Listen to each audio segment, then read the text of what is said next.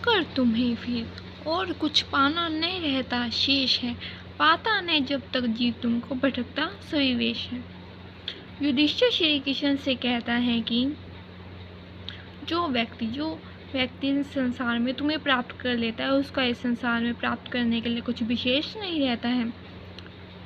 जब तक व्यक्ति तुम्हें प्राप्त नहीं कर लेता, जब तक वह इस संसार में सर्वदा भटकता ही रहता है। जो जन तुम्हारे पद कमल के असल मधु को जानते, वे मुक्ति को भी कर अनिच्छा तुच्छ उसको मानते।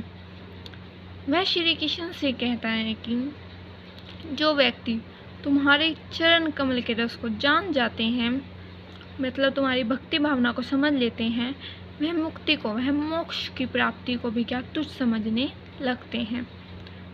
हे सच्चिदानंद प्रभु, तुम नित्य सर्वशक्त हो, अनुपम अगोचर शुभ पराक्रम, ईश्वर अव्यक्त हो।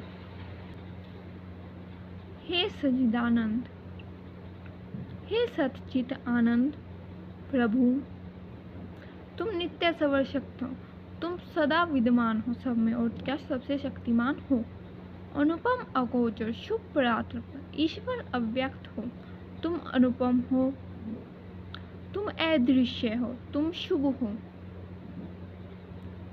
अर्थात ईश्वर सर्वथा रहते हुआ भी अव्यक्त है।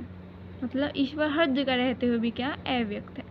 तुम दे गे अजय हो, नीच भक्त पर अनुरुक्त हो।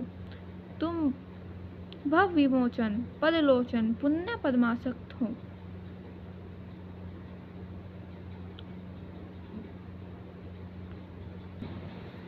तुम देह, तुम उद्देश्य हो, गे जानने योग्य हो, अजय हो, तुम अजय हो, निज भक्त पर अनुरुक्त हो। तुम अब सदा अपने भक्तों पर अनुरुक्त रहते हो।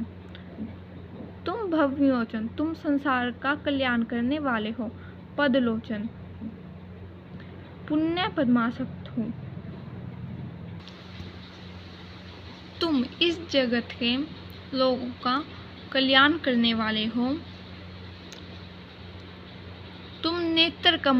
तुम्हारे नेत्र कमल के फूल के समान हैं और तुम सर्वदा सदा पवित्र और शक्ति संपन्न हो। पुण्य, पवित्र, पद्मासक्त, शक्ति संपन्न हो। तुम संसार के दुखों का विनाश करने वाले हो। तुम्हारे नेत्र कमल के फूल के समान हैं। तुम पवित्र और शक्ति संपन्न हो।